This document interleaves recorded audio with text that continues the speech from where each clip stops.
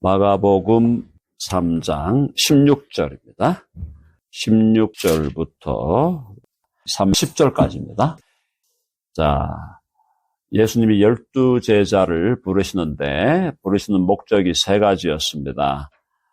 14절 보시면은 자기와 함께 있게 하시고 동행하면서 배우라 그랬죠. 예수님과 동행하면서 배우고 훈련하도록 부르셨고요. 첫 번째가. 두 번째가 또 보내사 전도도 하며 전도하도록 부르셨고, 그 다음에 귀신을 내쫓는 권능도 가지게, 치유하는 사역을 감당해라.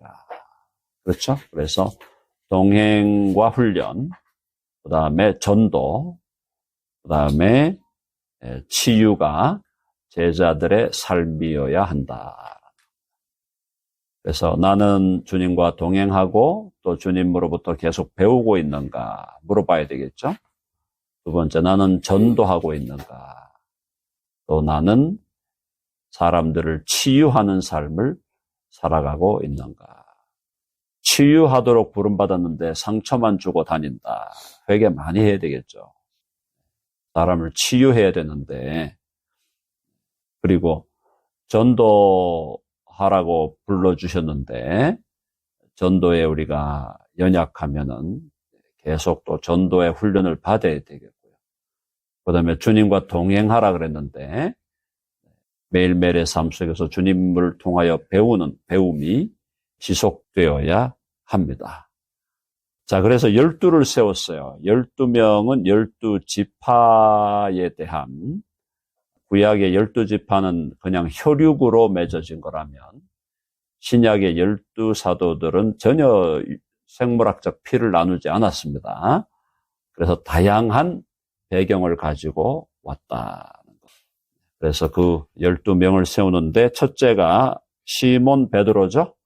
시몬 베드로. 시몬이라는 말은 이제 히브리에서 나온 겁니다. 이 시몬은요. 그 다음에 베드로는 헬라어예요. 베드로, 페트로스. 그래서 반석이라는 뜻이죠. 반석.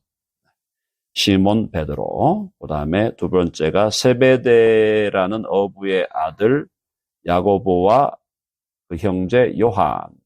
그러니까 이 요한 사도가 처음에 예수님께 부름받을 때는 아주 성격이 불뚝 같은 사람이었어요.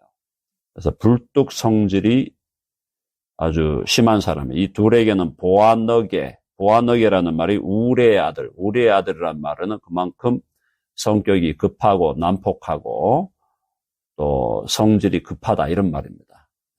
다른 복음서에 보면은 이 야고보와 요한이 번개를 쳐가지고 그 사람들 다 죽여버리죠. 예수님께 그렇게 건의하는 장면이 나옵니다. 성질이 안 좋았다. 처음에 성질 안 좋은 사람을 주님은 부르신다라는 겁니다. 성격 좋다고 부름받는 거 아닙니다. 하나님께 부름받는 사람은 문제인들이 다 부름을 받아요. 그러다가 이제 조금씩 변화되는 거죠. 요한이 이제 거의 95세, 100세 돼갖고 죽는데 요한이 죽을 때는 엄청나게 요한이 온유한 사람이 되었다.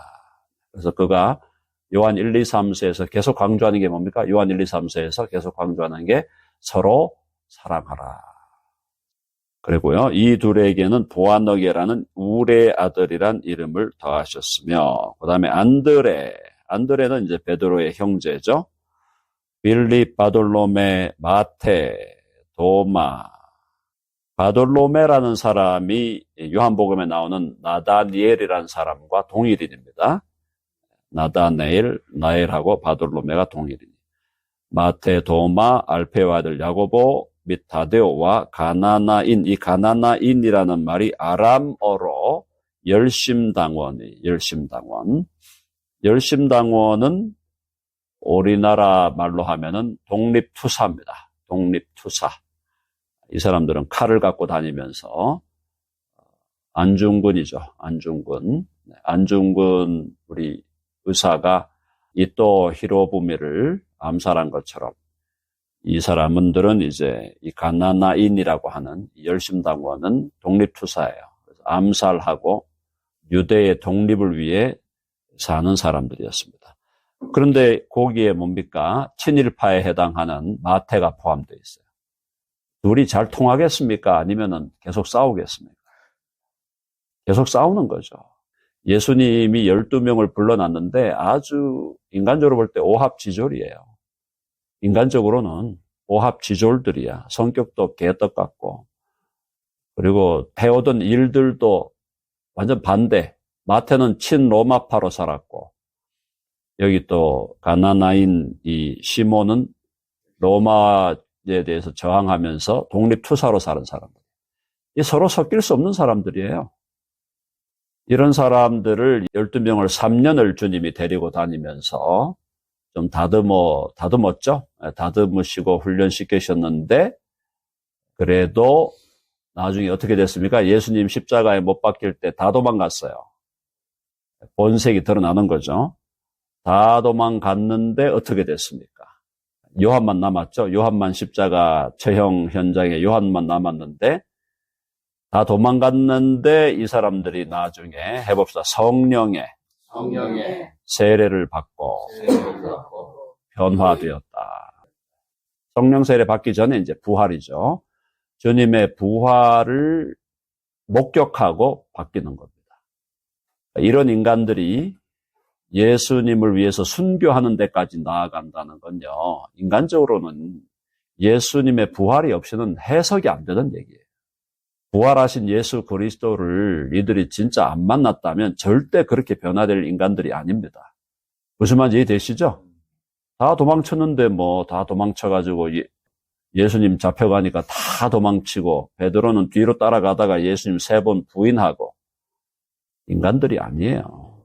근데 이 사람들이 그렇게 변화되는 예수 그리스도의 복음을 증거하다가 다 순교했단 말이에요.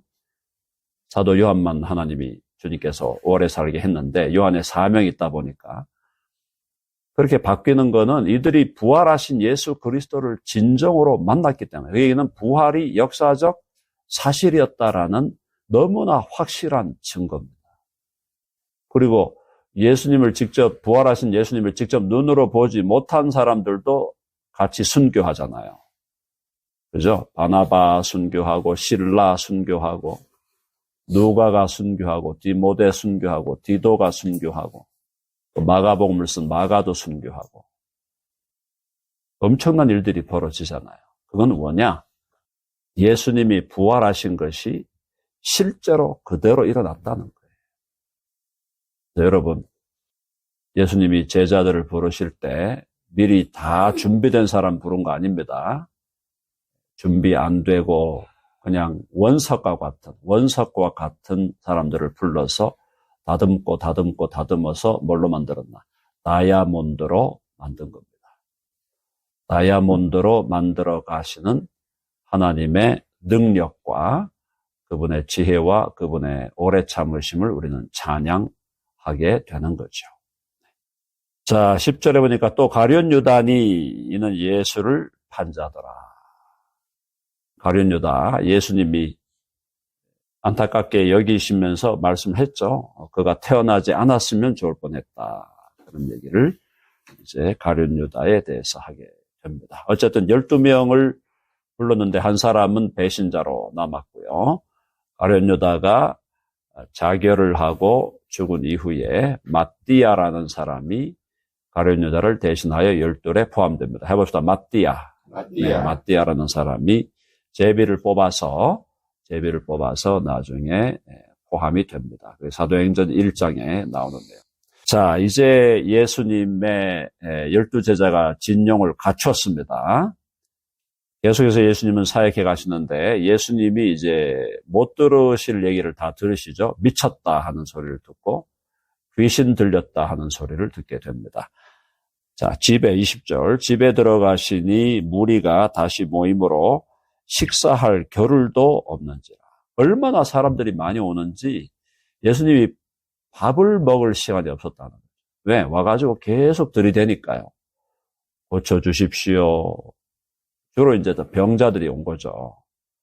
고쳐주십시오 하니까 다 고쳐줘야 될 거 아닙니까? 또 예수님이 마다하기도 그렇고 다 고쳐줘야 되니까 식사할 겨를도 없었다. 그래서 우리 기독교 우리 신앙에서 죄악을 세 가지로 얘기하잖아요. 죄악을. 그죠? 그 중에 하나가 나태한 것이 큰 죄입니다. 큰 죄. 부지런하지 않고 나태하게 빈둥빈둥하는 거 하나님 정말 싫어하는 거예요. 집중해서 몰입해서 일을 하고 쉴 때 또 쉬어야 되겠지만 뭐 예수님은 쉬지도 못하셨어요. 쉬는 시간이 어디 있습니까? 예수님께. 식사할 겨를도 없는데 이런 예수님을 믿는다고 하면서 빈둥빈둥거리고 시간 그냥 낭비하고 돌아다니고 하면은 예수 안 믿는 사람이에요. 그 사람. 예수님이 식사할 겨를도 없이 사람 치유하고 다녔는데 전도하고 다니고 피곤하셔가지고 여우도 자기 머리 둘 굴이 있는데 나는 인자는 머리 둘 곳도 없다 그러셨어요.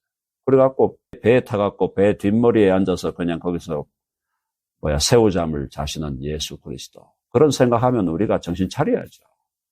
바짝 차려야 돼요. 자, 식사할 겨를도 없는지라. 근데 제일 원수가요, 식구들이에요, 식구들. 거기 보세요. 21절 다 같이 시작. 예수의 친족들이 듣고 그를 붙들러 나오니 이는 그가 미쳤다 하며. 나사렛에서 목수 노릇 하던 인간이 갑자기 돌변해가지고 사람 치유하고 다니고 막 설교하고 다니고 막 수만 명이 따라다니니까 해석이 되겠습니까?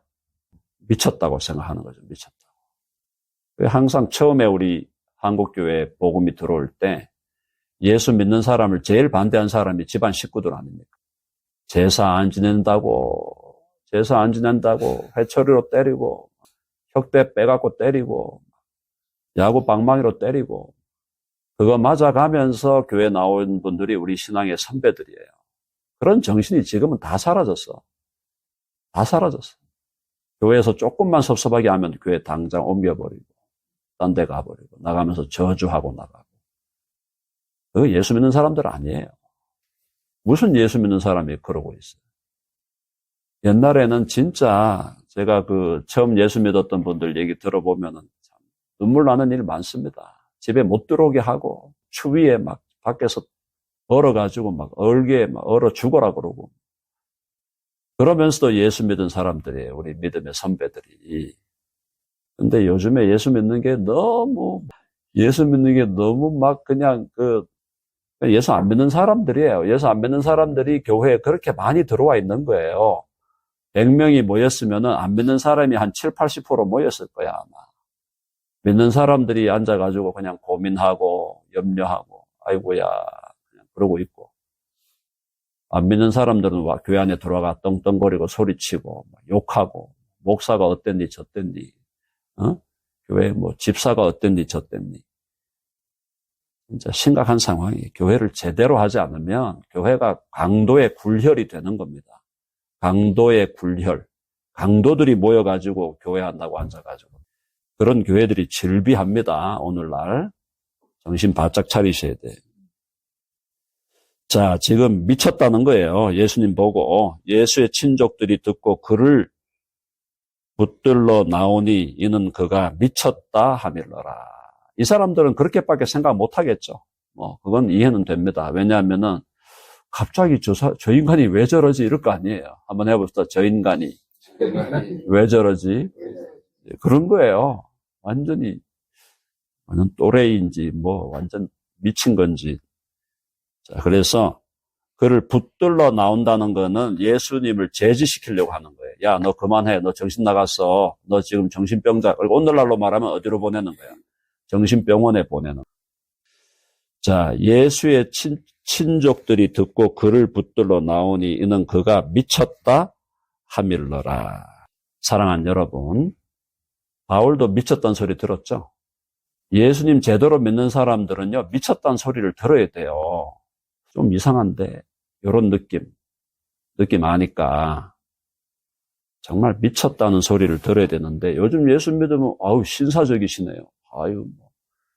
머리 기름 바르고 다니고 골프복 입고 다니고 좀 친다 이거지. 정신 바짝 차리셔야 돼요. 예수 믿는 사람은 그렇게 사는 거 아닙니다. 그가 미쳤다 하밀러라. 자, 22절 예루살렘에서 내려온 서기관들은 그가 바울세불이 집혔다. 이게 이제 귀신 들렸다는 얘기예요. 이 바알세불이라는 말이 이게 이제 귀신의 왕이라는 뜻입니다. 원래 어원은 파리, 우리 그 날아다니는 파리 있죠? 파리의 왕이다라는 말인데 이게 이제 나중에 바뀌어갖고 귀신의 왕, 또 조금 심한 말로 하면은 대변의 왕 이렇게 되어 있습니다. 그 뜻이요. 그래서 이 바알세불이 집혔다라는 건 귀신이 들렸다라는 뜻이죠. 귀신이 들렸다. 또 귀신의 왕을 힘입어 귀신을 쫓아낸다 하니 23절이요. 다 같이 시작. 예수께서 그들을 불러다가 비유로 말씀하시되 사탄이 어찌 사탄을 쫓아낼 수 있느냐. 그렇죠? 네, 사탄이 어찌 사탄을 쫓아낼 수 있느냐. 예수님은 귀신을 쫓아내고 있으니까 그게 예수님이 사탄의 힘으로 사탄을 쫓아낸다. 이렇게 지금 욕하는 거거든요. 그러니까 사탄이 어찌 사탄을 쫓아낼 수 있느냐. 그러면서 비유가 24절 시작. 또 만일 나라가 스스로 분쟁하면 그 나라가 설 수 없고. 그렇죠. 스스로 분쟁하면 설 수 없다. 사탄도 사탄들끼리 싸우면 그 나라가 설 수 없는 겁니다. 25절도 같은 맥락이에요. 시작. 만일 집이 스스로 분쟁하면 그 집이 설 수 없고 26절까지 만일 사탄이 자기를 거슬러 일어나 분쟁하면 설 수 없고 망하느니라. 어떠한 나라라도 서로 스스로를 분쟁한다. 그러니까 지금 사탄도 아무리 사탄이 악한 놈이라 하더라도 자기를 거슬러 일어나 분쟁하면 설 수 없고 망하느니라. 그 말씀 하신 거죠. 자, 그래서 27절 사람이 먼저 강한 자를 결박하지 않고는 그 강한 자의 집에 들어가 세간을 강탈하지 못하리니 결박한 후에야 그 집을 강탈하리라. 그러니까 이제 이게 결국 예수님께서 이게 이제 예수님 하시는 일이 뭐냐? 마귀를 결박하여 마귀의 세간을 강탈하는 그런 느낌으로 말씀하시면서도 또한 여기서 결국은 악한 자도 스스로를 분쟁하면은 설 수 없는 것이고 적을 적으로 대해야지 자기 적도 아닌데 그 적에 대적해서 일어나면은 세워질 수가 없다라는 그 얘기를 하고 계십니다. 이것이 이제 영적인 의미로는 결국은 예수님이 마귀의 권세를 무찌르면서 마귀의 권세를 제압하는 그런 영적인 의미를 담고 말씀하고 있는 것이죠. 자, 이제 여기서 굉장히 심각한 얘기가 등장하는데요. 성령을 모독하는 게 나옵니다. 28절 다 같이 시작. 내가 진실로 너에게 이르노니 사람의 모든 죄와 모든 모독하는 일은 사하심을 얻되. 29절 누구든지 성령을 모독하는 자는 영원히 사하심을 얻지 못하고 영원한 죄가 되느니라 하시니. 자, 요게 이제 어려운 구절입니다. 많은 분들이 여기서 사실은 좀 힘들어 하는데요. 잘 보시면은 분명하게 이해할 수가 있습니다. 자, 내가 진실로 너에게 이르노니 사람의 모든 죄와 모든 모독하는 일은 사하심을 얻는다. 그러니까 여기서는 결국 어디까지 지금 용서받느냐?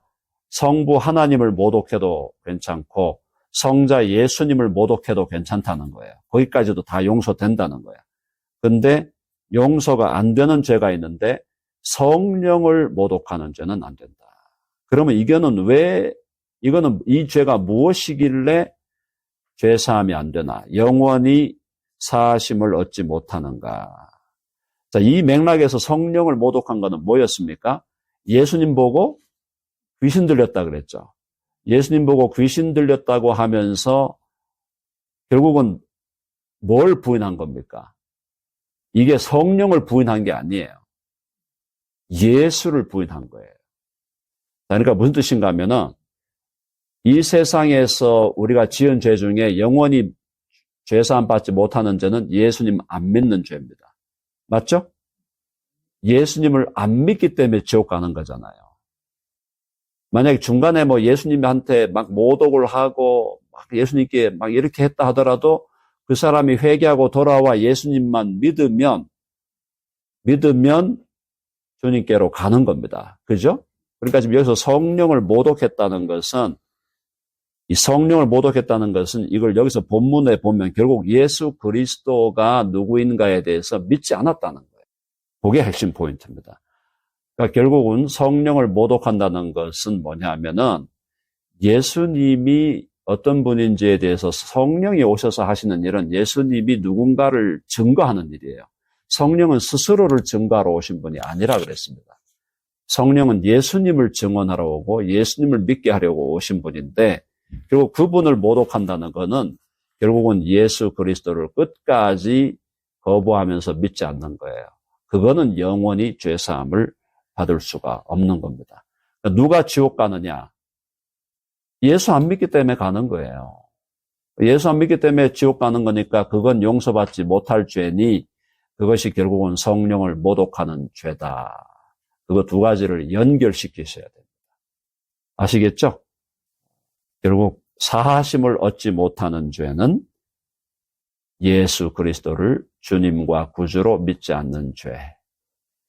연결하면 결국은 회개하지 않는 죄죠. 회개하지 않는 죄예요.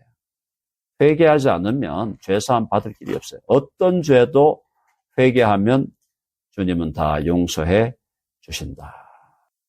회개하지 않는 죄, 예수 그리스도 앞에 나아오지 않는 죄, 그 죄는 영원히 사하심을 받을 수가 없다. 그래서 30절 읽어봅시다. 시작.